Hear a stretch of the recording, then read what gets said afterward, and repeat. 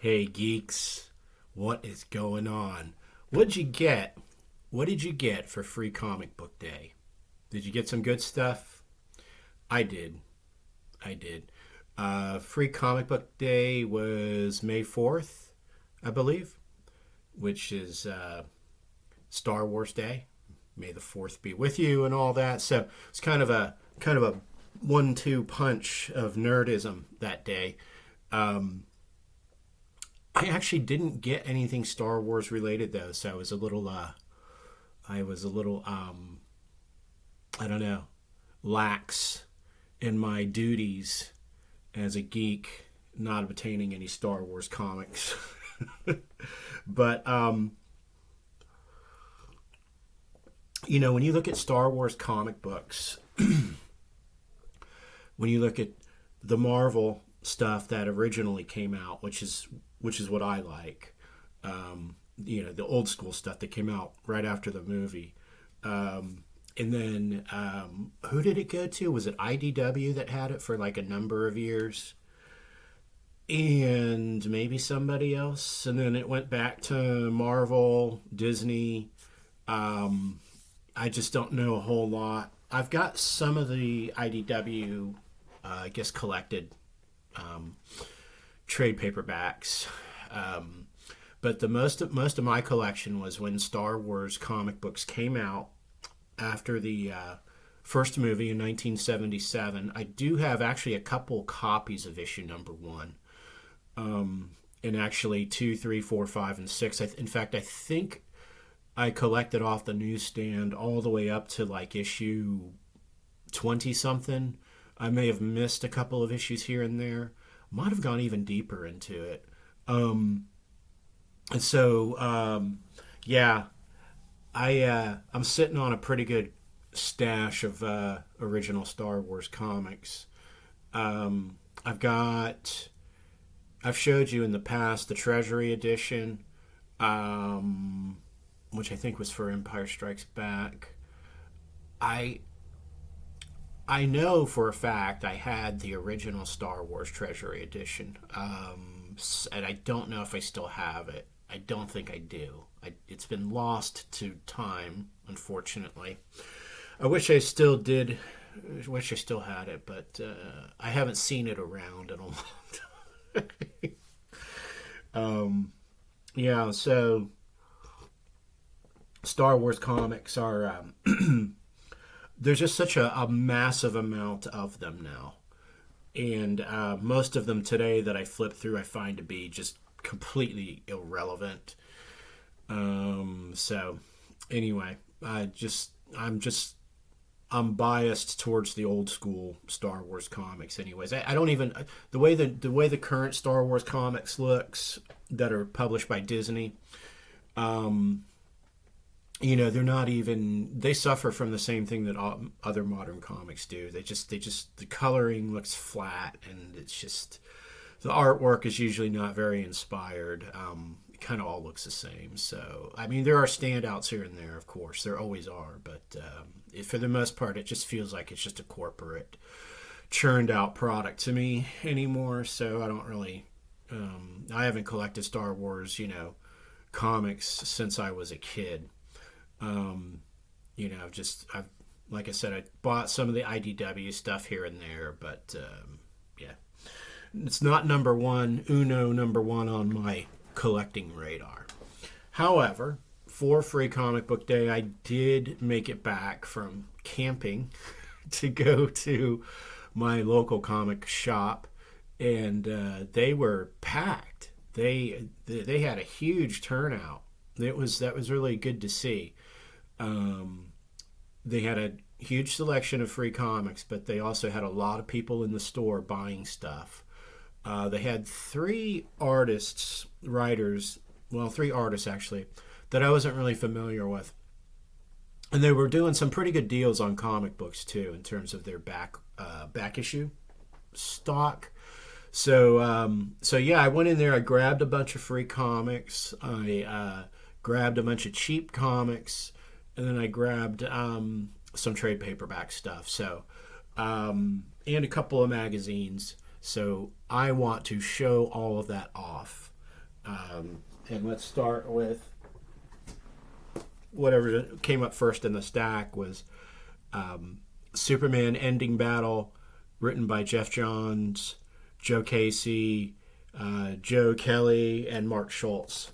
I enjoyed this. I already read it. I enjoyed this a lot. And this is more recent comics. I think this is definitely modern age. I think, what's the copyright on it is 2023. So I don't know how recent these issues are. My impression is that maybe they were like from the 2010s, possibly. Maybe they just got collected in 2023, but I'm not sure. They don't really on the back they didn't say anything about what issues of Superman this series of stories appeared in, and or maybe it just was in this trade paperback. I don't know, but I enjoyed it a lot. It was very it was a good Superman story. It had some good action in it, some big titanic battles, and it had apparently this has to be from the 2010s because Lex Luthor is still president. So it's during that arc, of Superman's run, and it was a good story. I just found it to be mostly enjoyable. I liked the art. The art was done by several different artists. For the most part, I liked the art. I liked the coloring. It didn't appear to be visually uninteresting like a lot of modern comics are. And essentially, Manchester Black discovers Clark Kent is Superman. And so he decides to just get every supervillain that he can find to attack Clark pretty much all at once, and to attack Metropolis, and to attack anyone who is close to Clark. So his wife, Lois, Jimmy Olsen, Perry White, and so forth. And so he has his hands full trying to defend everybody. Steel and his team are involved as well. They help him out. And, of course, his first inclination is to think that maybe President Lex Luthor had something to do with it. And it turns out, well, I won't spoil it for you. But I just thought it was, I liked the pacing. I liked the pacing in the story. I thought it was pretty fast paced. They were kicking it old school, from page one. From page one, you're getting right into some action with this dude, the what does he call himself? The ultimate jailer or something like that. He's one of the ongoing main right hand villains in the story. He's a good villain. What is this guy? I forgot this guy's name. They need to bring him back more often. And then you got Neutron, cool suit. Just really, really appropriate artwork for a Superman comic. Just like, just a lot of just smashing. So, a lot of destruction, a lot of, wide scale infrastructure destruction. Taking a few pages out of the old Dark Knight Returns, there's this ongoing, one of the side plots is this senator has this ongoing conversation with various media outlets about the dangers of not just superheroes, but super villains. His whole thing is like these metahumans, like, I don't care if they're good or bad, they're just destroying everything. Like, they have these fights, and who's the final victim? It's us, mortals. Like, our skyscrapers are crushed, our subway systems are destroyed, which is kind of an interesting. I mean, it's a thought-provoking, thought-provoking aspect to the story, and they don't really resolve that particular character in the book, I'm sure probably in later issues that developed into some kind of story arc. But yeah, it was definitely worth checking out. I enjoyed it. It's glad anytime I can find some modern comics that I read, and honestly, when it comes to modern, I think DC has the edge over Marvel. I just have not been impressed with really anything Marvel has done. I can't even remember.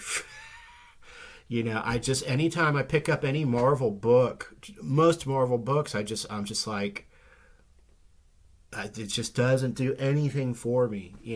And this is coming from someone who was a Marvel fan over DC for forever. When I was a kid, I was like, Marvel is the top. So I was collecting DC because there was still stuff I was interested in. I mean, the best way to be a fan is to like both Marvel and DC, especially back then when that's kind of really, pretty much all we had until some of the indie direct sales started to come, trickle into the comic shops. But I mean, I think I was like 14 when my first comic shop appeared.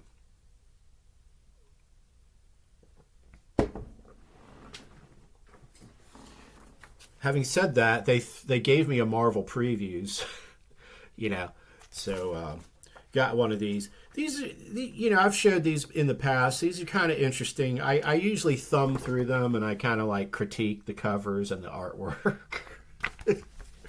and it also kind of gives you a real quick idea of what's going on with Marvel. But I don't know, man. I don't know what it is. I just see just a bunch of half-baked, retreaded ideas. Now they got this thing. What's this thing they're doing now with Darkest Night or Blackest Night or, some kind of Marvel superheroes versus vampires because they can't get enough zombie. I don't know, man. I don't know. It's not interesting to me. Yeah. I mean, what they've done with the X-Men, and that's been going on for 20 years, just talk about watering down a product to the point where it's just pretty much irrelevant, in terms of the comic books. I hear X-Men 97 is good. I'll probably check that out at some point.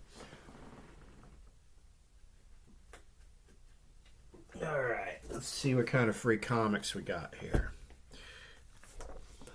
Johnny Quest. Joe Casey. Haven't read this. I haven't read any of these yet. I read the Superman first. That's what I was excited about.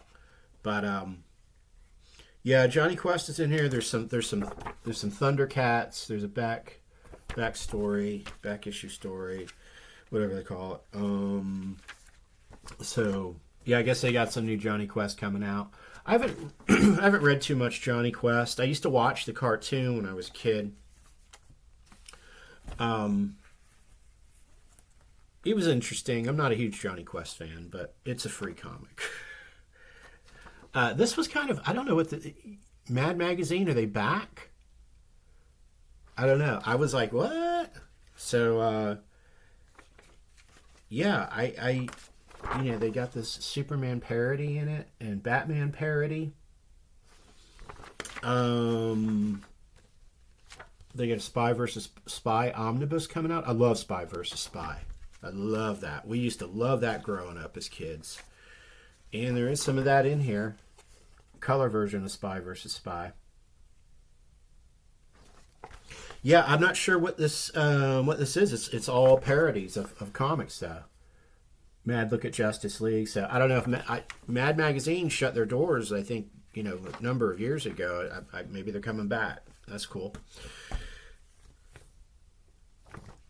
Absolute Power, the prelude to the epic event. So this is the big DC new story arc thing. It's got something to do with Amanda Waller.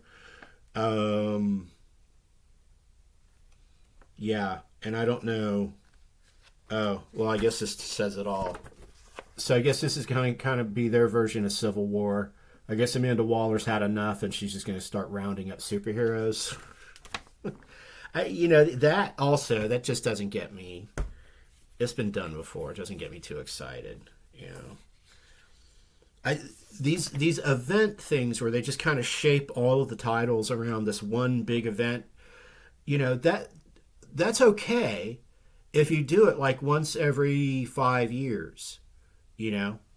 But now it's like they just go from one event to the next event, you know. So it's like, with DC has been kind of like dark, what is it, Dark Future or whatever, Deceased, Dark Knight's Metal, now this, Absolute Power, it started way back, I guess, with that New 52 stuff, and it's just like there's always some dimensional shattering crisis that they're moving from, and all the books just kind of in a herd have to go in that direction. And I liked it better when you had 70s, 80s, 90s, where you had these continuities that were like concurrent, so all these stories were just kind of happening, and then eventually you would have like a mini event here and there, and then or you would have just like a big Crisis on Infinite Earths thing, to sort of clear the decks a little bit. With Marvel, you had the Civil War, you had Secret Wars, but now it's like event, they just go from one event to the other, and it's just like give it a rest. Let superheroes go off and kind of do their own thing in their own little niche for a while, Because when you have an event, you've created this sort of story bubble. Now all of your artists and writers are constrained in that bubble for however long the event lasts, which can be like a year or more, and it just, that to me dampens the creativity too. Battle Comics. Definitely, I don't know what this is. I was like, well, it's mecha, so, it's got giant robots, so I'm grabbing it. This is like a comic book, like I could actually buy it when it comes out into production.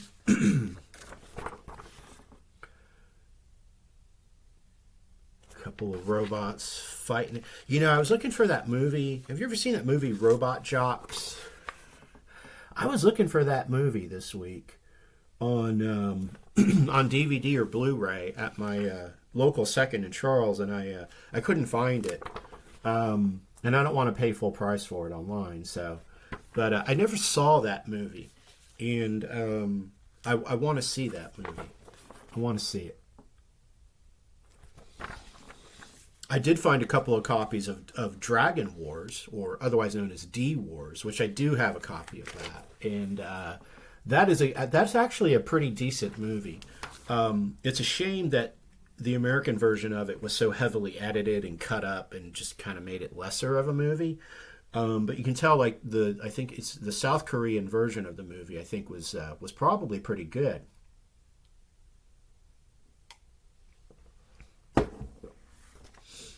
And that's a movie where like these dragons come back. It's been about 10 years since I've seen it, but these dragons kind of come to life, and so like the military has to fight them. So, and this is before Reign of Fire. It's before Reign of Fire, and it happens in kind of like a modern day setting, and there is kind of like the token obligatory like Western American. Westerner American guy in it. And who is that guy? He was great in that movie. Robert Forster. Yeah, I love Robert Forster. Yeah, he was in it. He was kind of like this sort of like martial arts Shaolin dragon speaker whisperer guy. And you could tell they cut a lot of his scenes, which just, I was like, come on, and he knew, like, he had some martial arts skills. Like, so, yeah, it was, I'd like to get a copy of the original South Korean version of that movie. Conan, Battle of the Black Stone. So a lot of people are raving about this current Conan that's been coming out, I guess, from Titan Comics. I'm late to the party on this. So when I saw they had a free comic book about it, I was like, okay, cool. I'll pick it up and take a look at it. But I like what I'm seeing, man. I've been digging the artwork. The color might leave a little bit to be desired, but again, I'm biased towards old school 4-color, pop.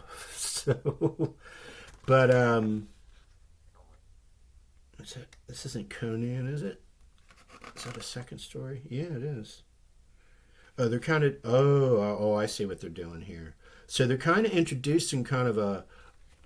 I guess it's a Robert E. Howard multiverse in this book, and so that's why you're seeing like Solomon Kane, Dark Agnes de Castillon, El Bolak, and Professor John Kirwan. So that's kind of cool. Yeah, it's probably too late for me to get in on Conan. I'm sure there are a number of issues in, but when these start hitting on trade paperback, if they haven't already, I'll probably check these out. It's good to see Conan back and relevant, because I'm from the John Buscema era, the old Marvel days, John Buscema.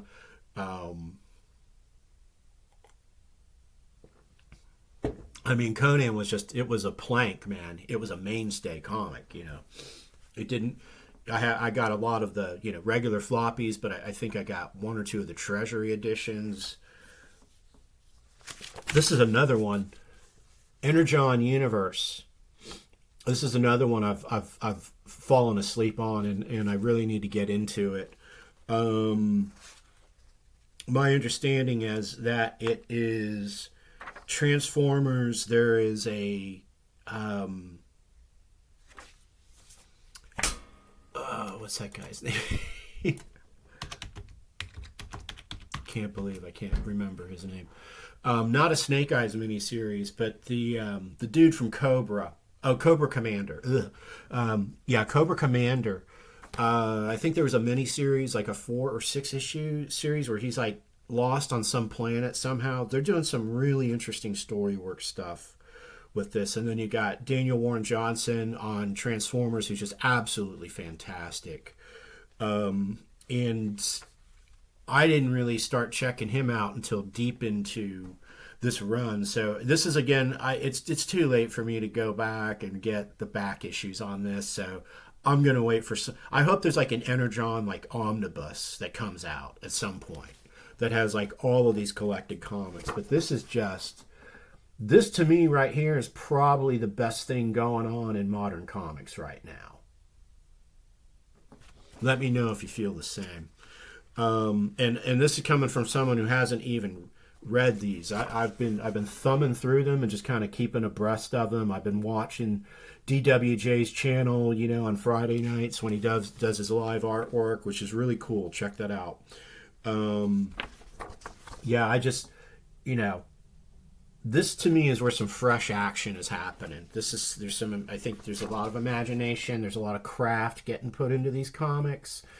And I'm really, kudos. I guess it's Image is publishing this stuff now, so kudos to them. Because Transformers is one of these franchises, I think it was probably in danger of being, of going stale, and it feels like they freshened it up, and that's a damn good thing. That's a good thing, Which, by the way, I just recently got a $3 copy of Rise of the Beasts. Is that the new Transformers movie?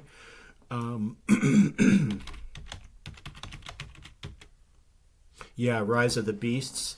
And I got a copy of it on DVD, which I'm probably going to check that out maybe this week. I have it in my stack of movies to watch.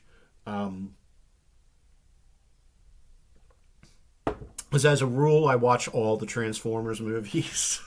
So, either in the theater or later on now on streaming, or if I can get a cheap copy of a DVD.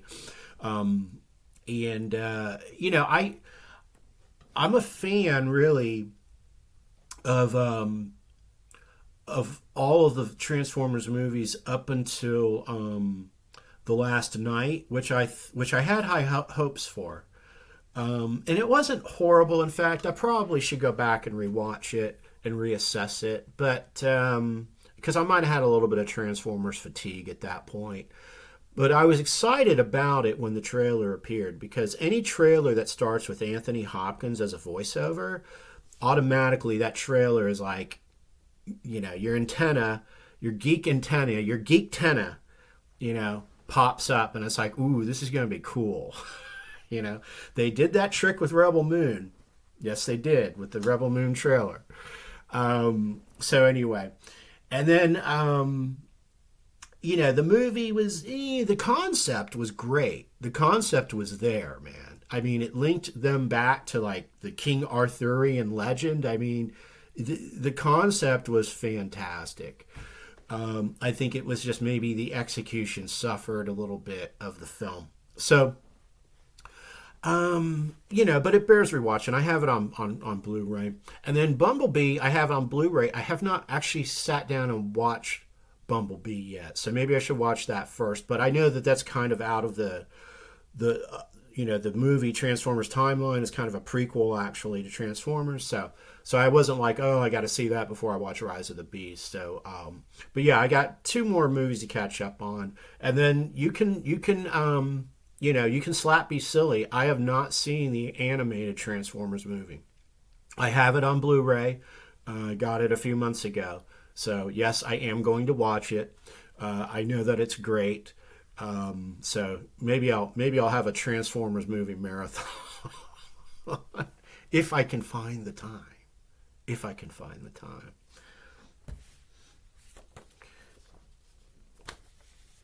I'll grab 2 of them there.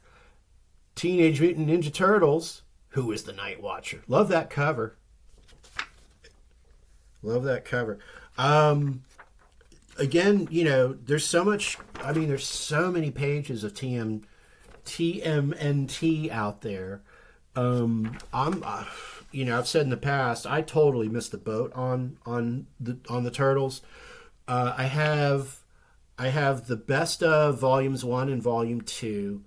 I think I have like the first omnibus, so that I can read it chronologically. I've been collecting The Last Ronin, or I was, and then I just went ahead and got the trade paperback. But there's more of that that's been published out. I probably haven't picked up on. So I've got a lot of catching up on Ninja Turtles to do.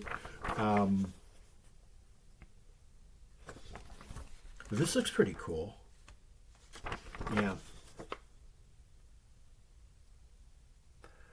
Everybody was martial arts fighting. Those turtles were fast as lightning.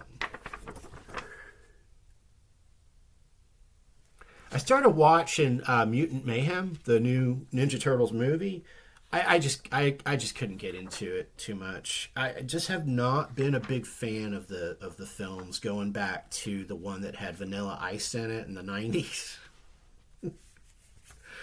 That was still the best scene when Flash Gordon. Good to see some Flash Gordon come back. So I guess they're launching. Who's publishing this? Mad Cave. Okay. So just another reiteration of Flash Gordon. I guess I'm sure Flash Gordon is public domain, right? So anyone could really do that.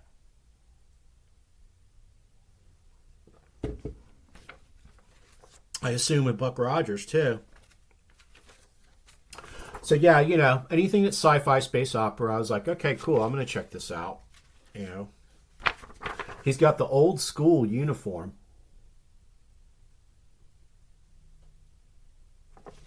Got the old school uniform, so that's a nice touch.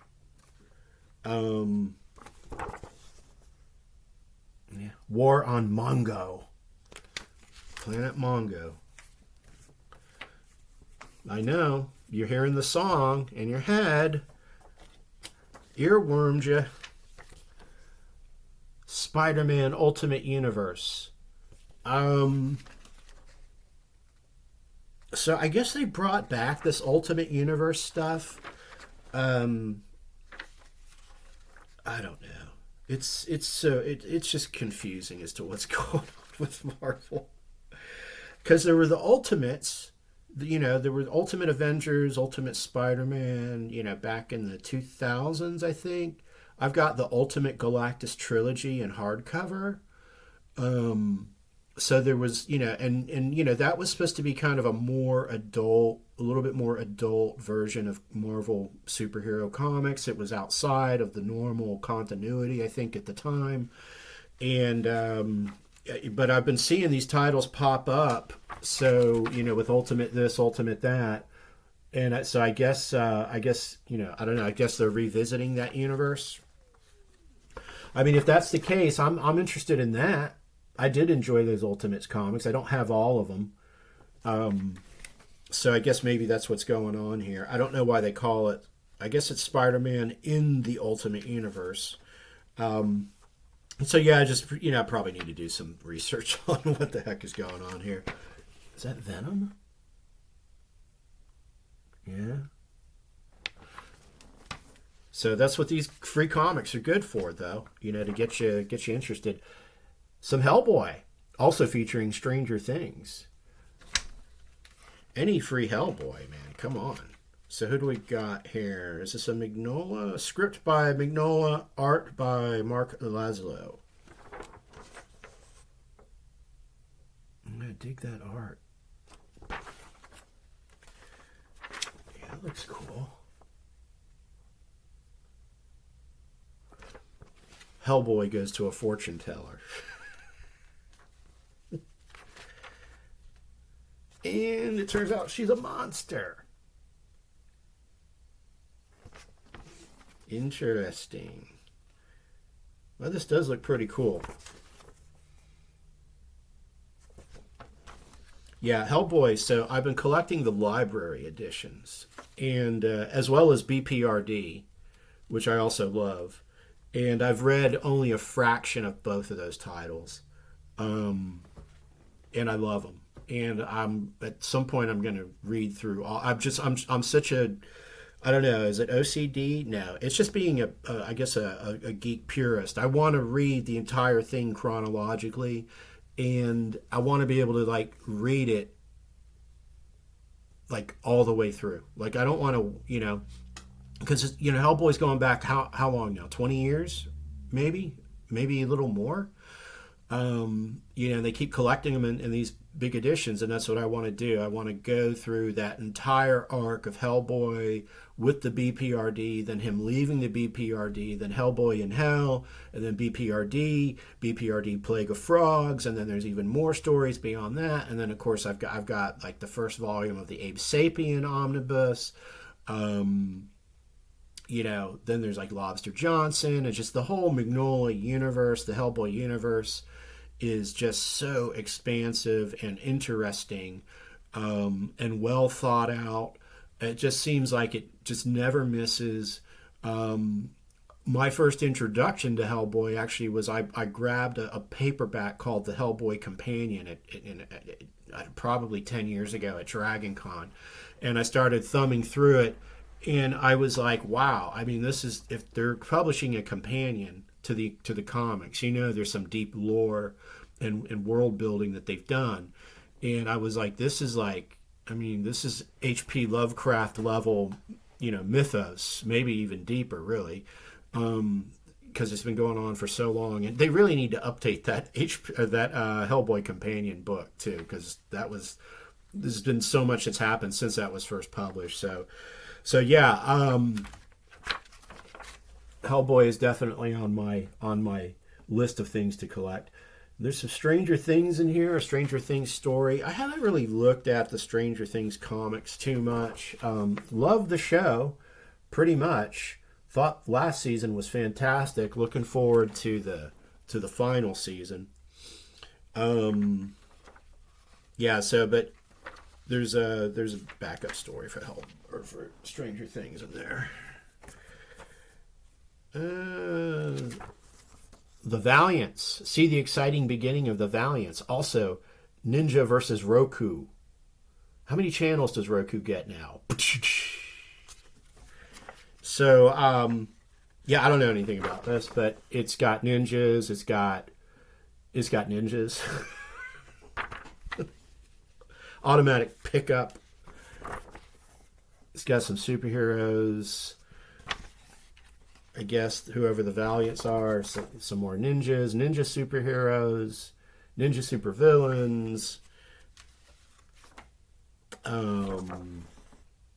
So I guess, is this Valiant Comics? Yeah, this is Valiant Comics. So I guess they're kind of rebooting their whole line with this. I don't know, but it looks cool. Looks cool. All right, what else is in here? The Worlds of James Tynion. So Department of Truth, I really like it. I'm not caught up on all of it.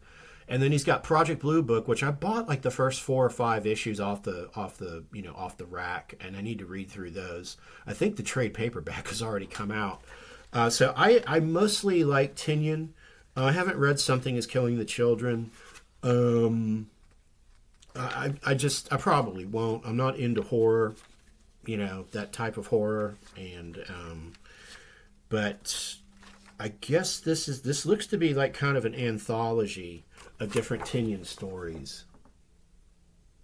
So yeah, I mean, actually, I think this is one of these free comic books that might have some value coming out, because these stories may not have been published anywhere. They appear to be just kind of short comic book stories that Tynion has written with different artists. And yeah, so I guess this is promoting a sort of an anthology comic that he's gonna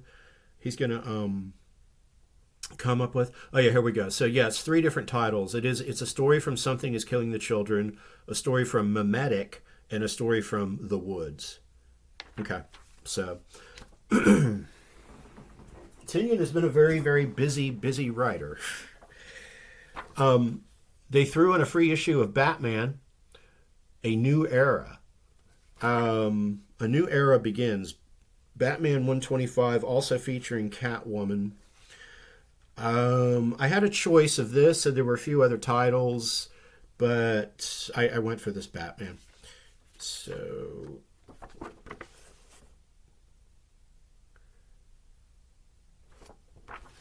don't know who's doing the artwork on this, but it looks like he's calling up Selena Kyle, aka Catwoman. And there's the ongoing or are they married still? I know they got married at some point. I don't know. I guess it depends on what universe they're in.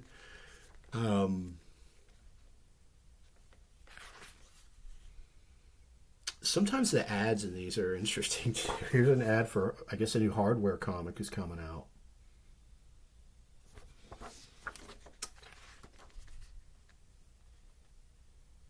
GC versus vampires. All out war. So, yeah, Deathstroke is a good guy to have against vampires. Some Penguin action in here. Those are some good looking panels.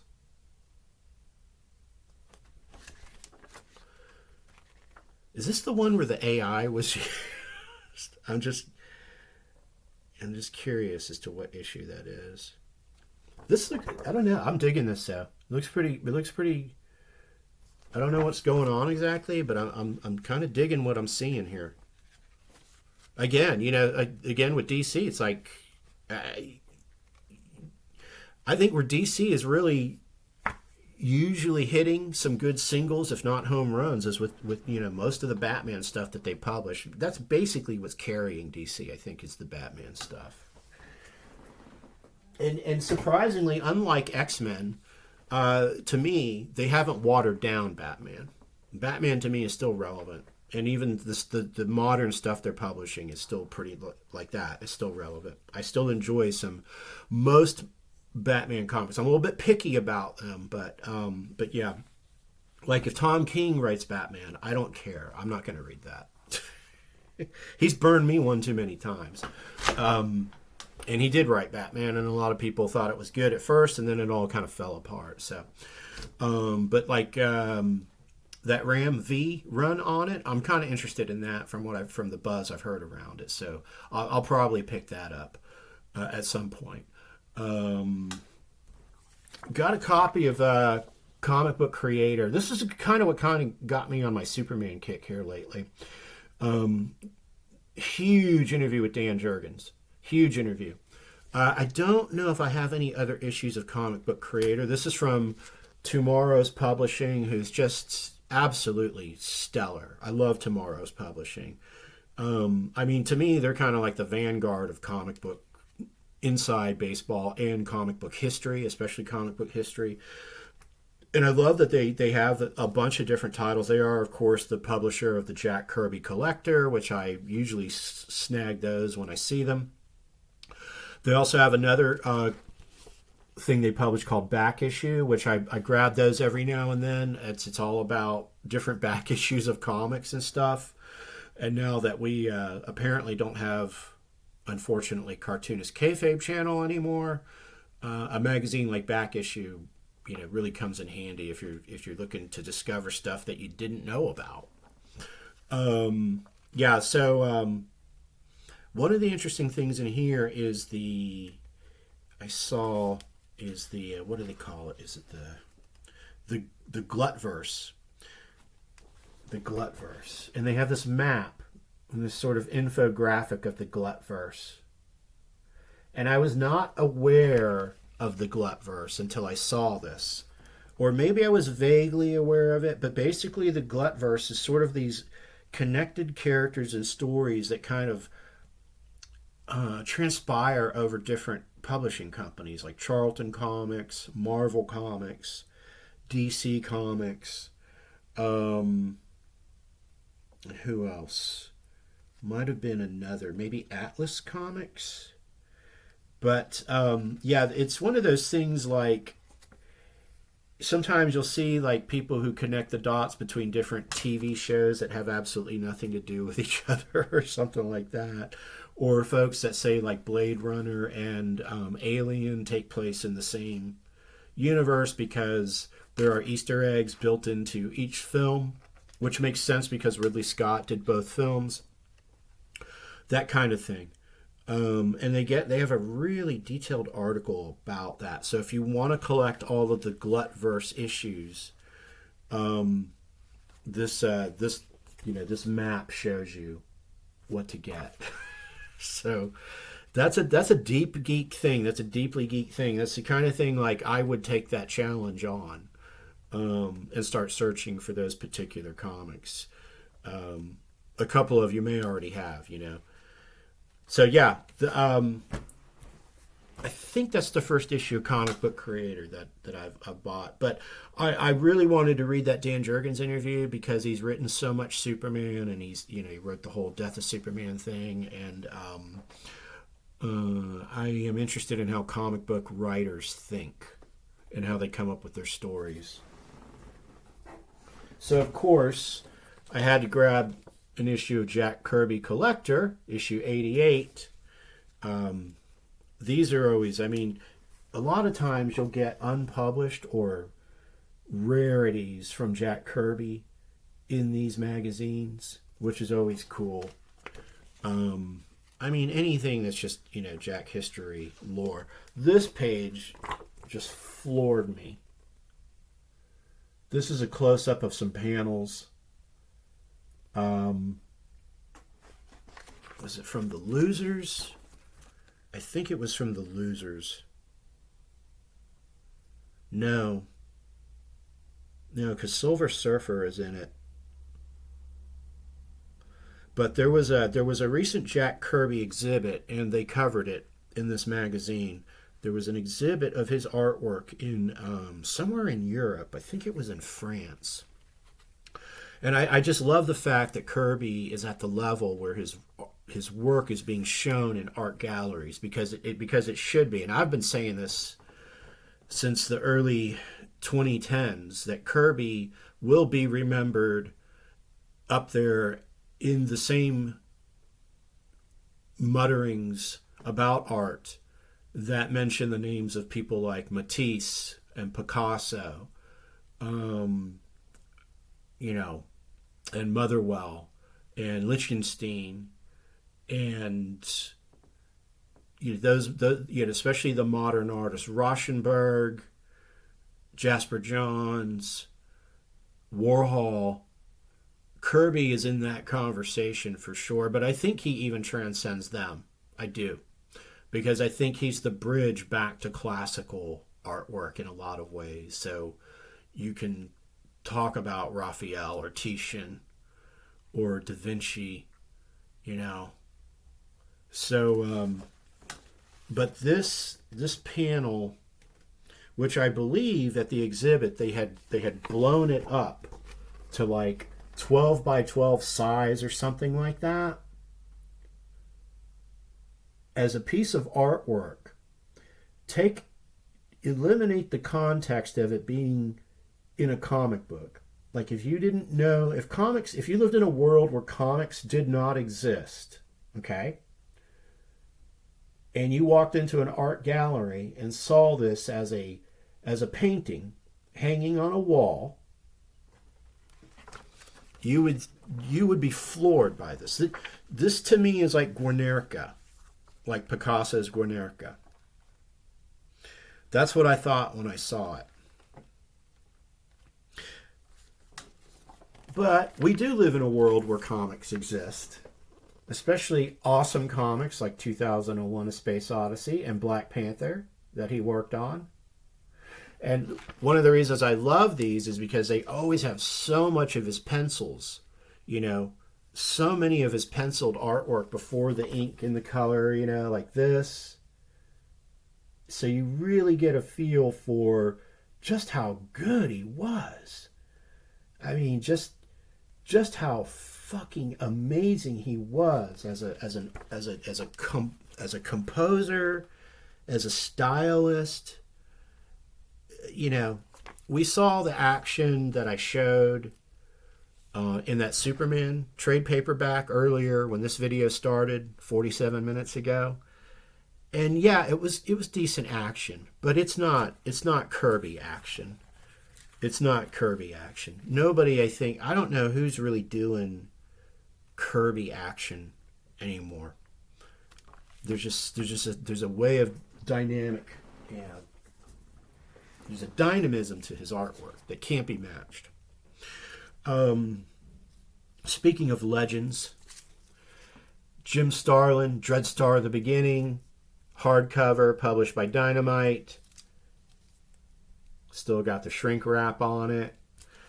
Yeah, so I started reading Dreadstar when it appeared in Epic Magazine in the 80s.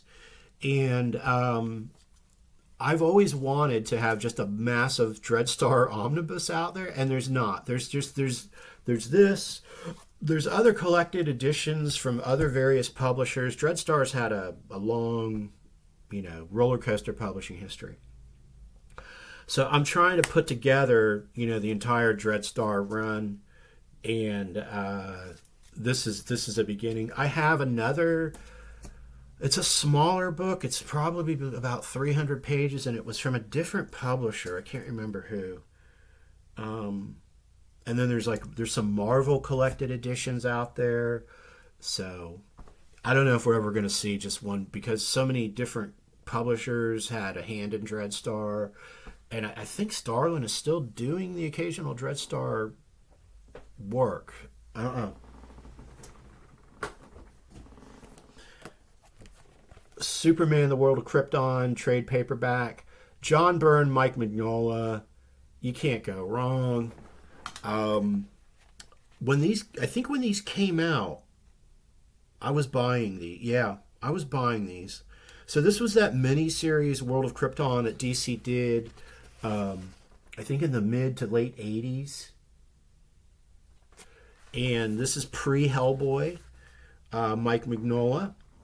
Let's see, story by Byrne, breakdowns by Mignola, finishes by Rick Bryant. So, okay, Bryant had a hand in the artwork too. But yeah, these are just beautiful comics, man. So these are all stories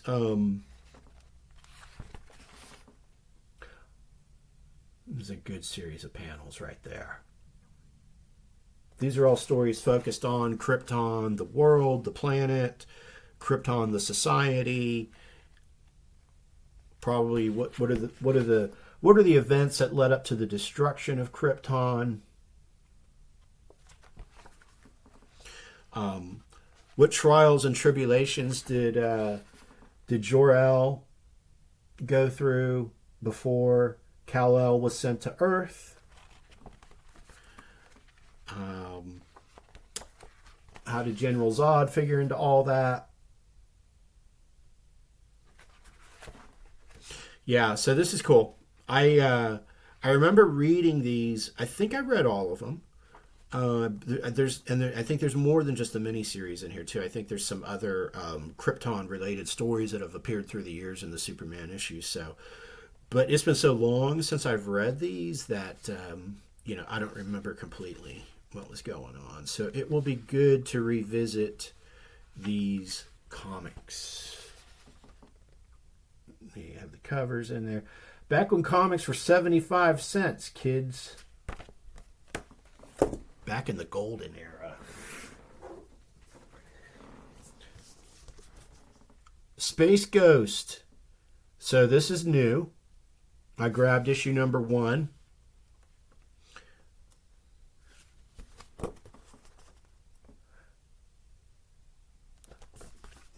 I was curious about this comic because I heard it was a not the Space Ghost that is, the Cartoon Network kind of comedic, humorous, cartoony. Obviously, you can see from these pages that's not what this is. This is like the serious Space Ghost story. So, yeah. So I was to check it out. I wanted to check that out, so I grabbed it. And let's see. Then we have the cheap comics. Cheap in price, but not in content. They had this thing, what was it like? I forget what it was. It was like 25 comics. Yeah, 25 comics for $10, I think is what it was.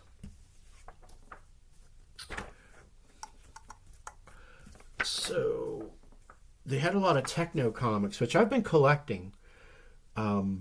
These came out in the 90s. John Jake's Molcon Empire. They came out in the 90s, and there was Leonard Nimoy's Primordials. That was kind of the flagship title for them. That's how they were kind of putting themselves on the map. Issue number 3 of that. And their whole thing was like they were cashing in on the early internet craze. So I think they had like an America Online channel where you could go, and I think they actually uploaded some of the comics. So they were really playing it up as like, oh, we're the first multimedia comics internet, World Wide Web, And they released more titles. I didn't know. I've never heard of Molcon Empire. I knew them from Primordials, and they had a Neil Gaiman comic, which I think I grabbed a couple issues of that. Was it Sage or Mage? I don't know, but they're coming up in this stack, I think. Found a copy of Heavy Hitters Midnight Men by Shaken, an old Epic Comics, part 3 of 4. Anything Shaken, I usually will grab. I've heard of this comic. Really, it was on the very, very fringe edge of my mind, though. So I'd never had picked up a copy of this comic book before. So it's a 3 of 4. So if I find the other 3 issues out there. It's a Dark Horse comic called Mecha, Comics Greatest World. So I have a couple of these comics, Greatest World comics, and a couple of them have like, I showed them off on a previous video. A couple of them have like these awesome Frank Miller covers that he did for them. They were dollar comics. They're very thin. I don't know how long this sort of comics Greatest World thing lasted, but I have found generally the artwork in them was very cool. I think this is mid to late 90s when these were published. Yeah, 1993. Okay. 1993. So, I'm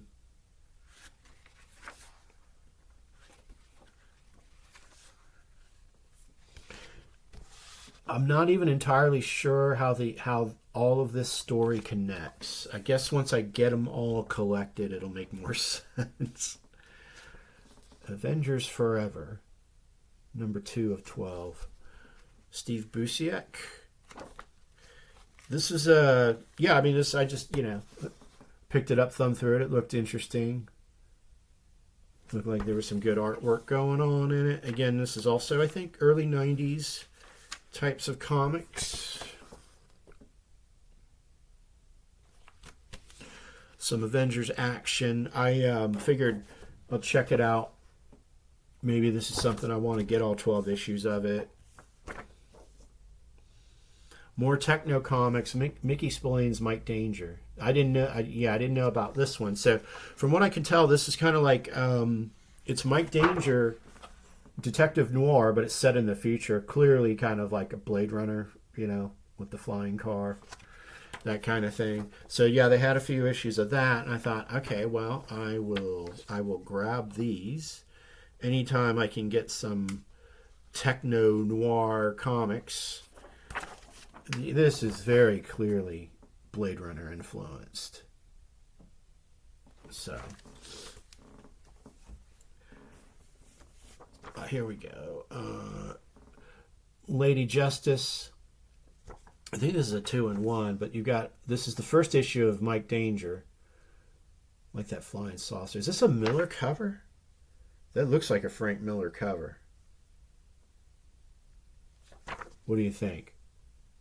That's got to be Frank Miller. Or somebody aping Frank Miller's style. That's pretty cool. That's pretty cool.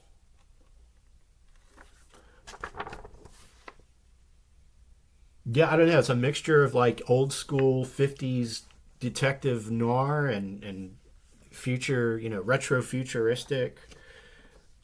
Here we go. Neil Gaiman's Mr. Hero.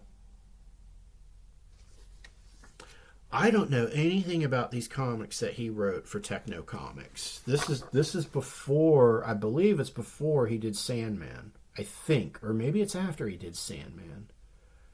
It might be after he was doing Sandman with DC.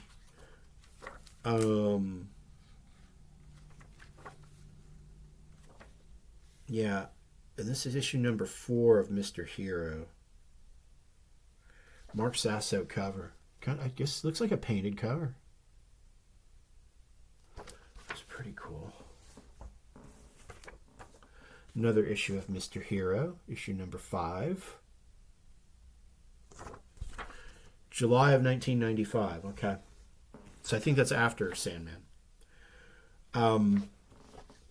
I like All-Star Comics, as you know. I like Justice Society. So this is issue number 2. Looks like this was part of a revival of Justice Society. 1999 is when it came out. James Robinson and David Goyer. David Goyer, a very prominent TV and movie writer. I believe he was working with Zack Snyder too. I think he was on the DCEU.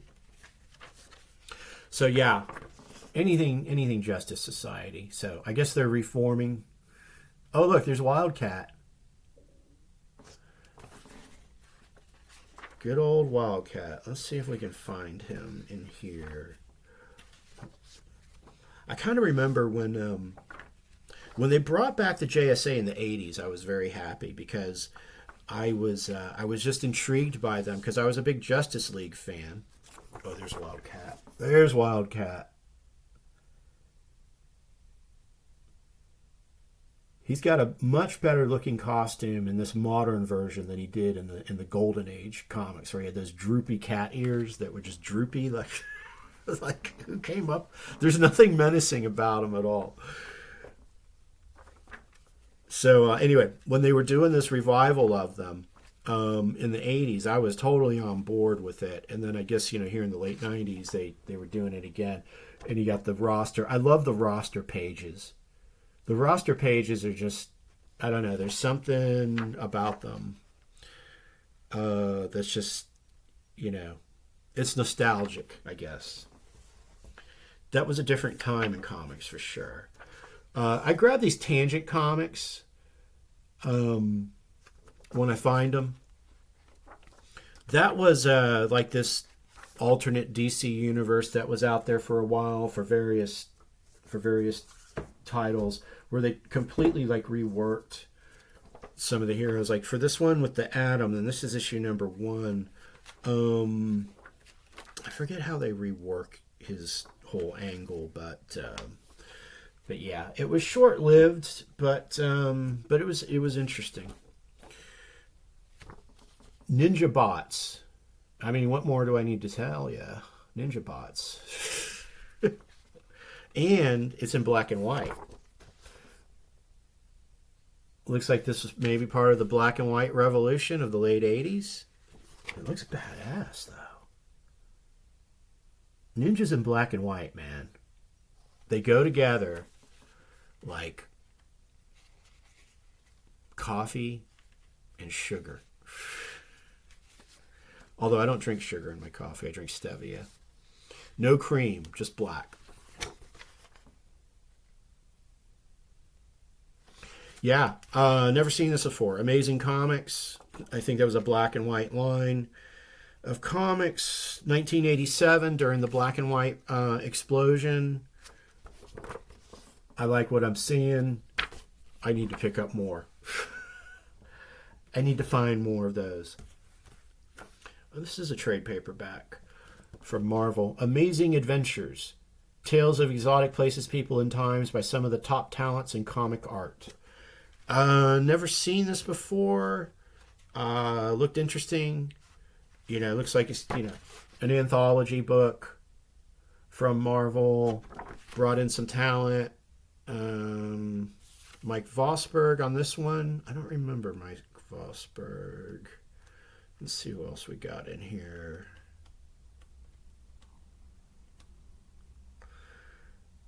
Got some work here. Oh, Chris Claremont and Mike Golden and Terry Austin. Nice.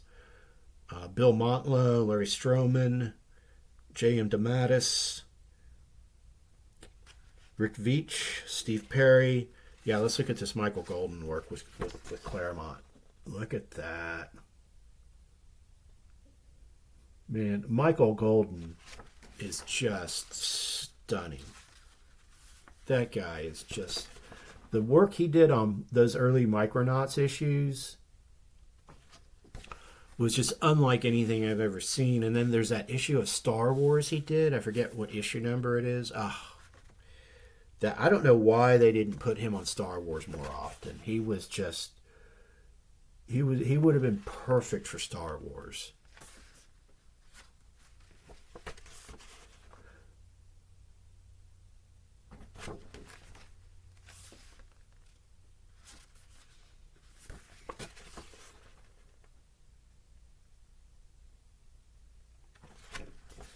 Yep. Michael Golden, man. I have to see. I know he's got some artist editions out there of stuff. I wonder, now that they've done the Micronauts Omnibus, which I covet and need to get my hands on at some point. Yeah, I'd like to see some artisan editions of some of the stuff that he's done. Yeah, that was a good snag. Adventures of Superman, Jor-El versus Atomic City. So, yeah, they had a lot of Superman in there. I started thumbing through them, kind of got excited again about Superman. There's so much Superman out there, of course. What are we going on? Close to 100 years now of Superman. And I do like what DC was doing with some of this stuff in the late '90s. Love that Farscape ad there, but yeah, in the late '90s and the 2000s with Superman, I don't know, just kind of getting back into Superman now. I've been kind of on a Batman kick for about 4 or 5 years, and now I want to get into some Superman. So, these issues, like I don't have full runs of any of this stuff. There's just so much of it out there. I just either get it in trade paperback, or if I see one like this written by Joe Casey, that looks interesting. I love this cover. Yeah, I'll grab them, and check them out and see. We'll see where that goes. Maybe there's an omnibus connected to it that I can get, or I'll just go out and get the back issues. Again, Black and White Revolution, late 80s, I'm sure. Night Masters, if you can see through that terrible font. That's the kind of fonts that I would do in my high school notebooks.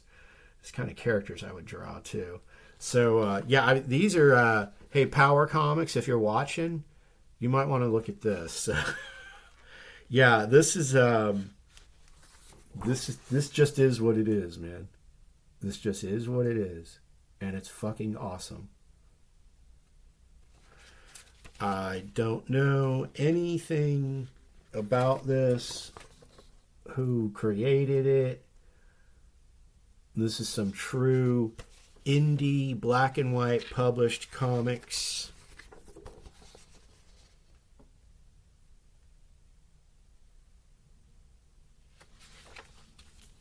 $1.50. When was it published? 1985. I would have seen this in a comic book shop and probably looked at it and figured, this is beneath me. Seriously. Yeah, 1985. Bruce Pattenod.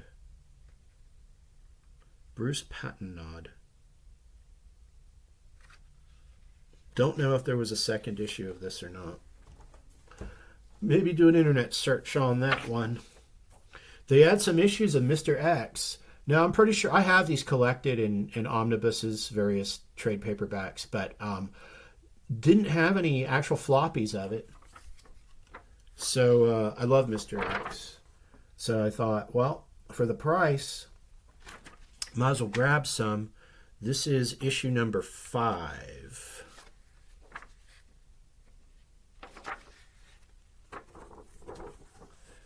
Mr. X is just such a weird comic, and there's such an architecture angle to it that I love. Dean Motter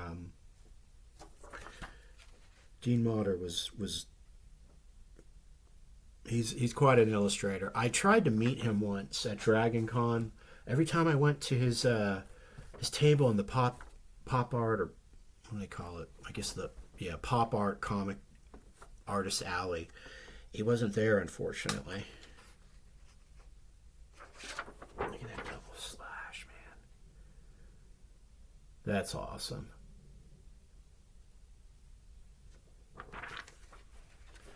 Yeah, to have some of these early issues.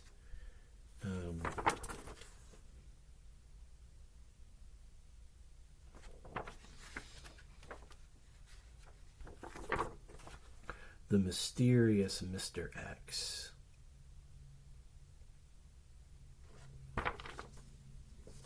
Always good covers, too. And here's issue number 3 with a really cool painted cover.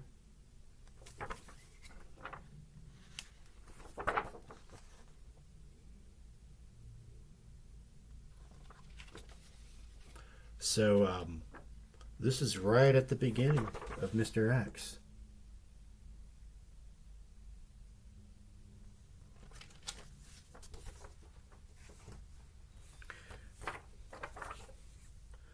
Issue number 2. Love these covers. You know, I think 1984 is when this came out. 1984, like, where was I?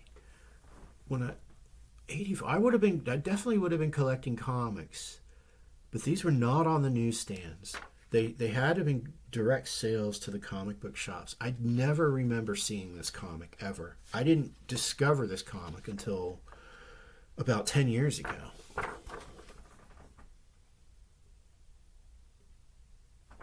But I never knew that it existed. It was it was quite popular, I think, or at least in the comic book community. You know, it was lauded as a fresh story, fresh artwork, you know, something different, you know, something non-superhero. I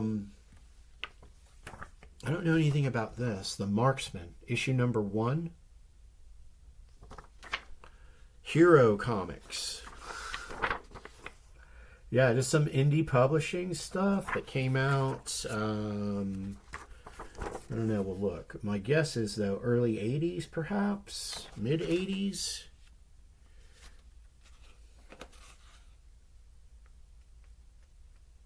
$1988. Story by Steve Perrin, Pete McDonald pencils, Jim Janes inks, Carrie Spiegel letters, Mike Worley colors. I recognize Mike Worley's name, but yeah, I think this is just an indie publisher that was out there. Somebody came up with this Marksman character. Issue number 1. I got issue number 2.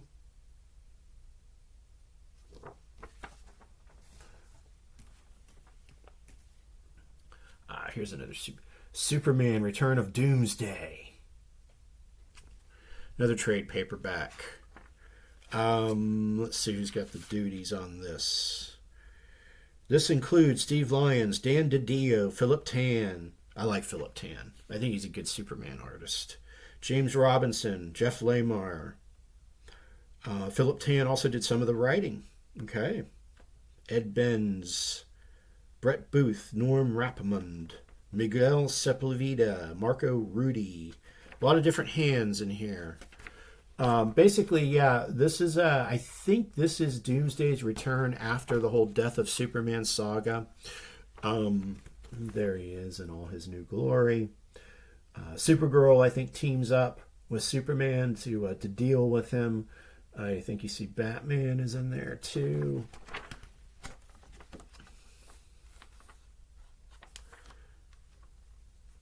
Yeah, there's Batman and Supergirl. So that new Supergirl movie is coming out. Right after the new Superman movie. Supergirl, Woman of Tomorrow will be the second film of the DCU following James Gunn's Superman. And they just got a release date on it. Which I was like, I'm not opposed to a Supergirl movie at all, but they're going to do like a Superman and then a Supergirl movie back to back. That could be setting up for a little bit of overkill. Yeah, June 26, 2026 is when Supergirl, Woman of Tomorrow comes out. I don't know who Millie Alcock is, but I mean, she looks like Supergirl. So, I kind of wish I liked the Supergirl from the Flash movie. It's too bad they didn't move forward with her. But anyway, James Gunn usually knows what he's doing. Yeah. So back to this book. A lot of wild action in here. I don't know what's got. Looks like a cyborg Superman. Yeah, I'll probably read this one next, actually. Maybe. I don't know. I've got some other Superman stuff that I bought. More Tekno Comics, Molkon Empire. issue number 5. So I got a little run that I put together on this. Issue number 6. Again, don't know anything about this comic, but I think I got issues 1 through 6 in this is what. So yeah, I was just snapping these up. So this might be something. If I read through these, I like them. I might try to go and find the rest. Tekno Comics, I think, only lasted maybe 2 years at best before they went out of business. So I don't know. All right. Well, was that enough comics for you? It's been a while. Hour and 15 minutes. That is everything I bought or got for free on Free Comic Book Day. So it was quite the haul. Very happy with it. Till the next one, I hope you stay geek.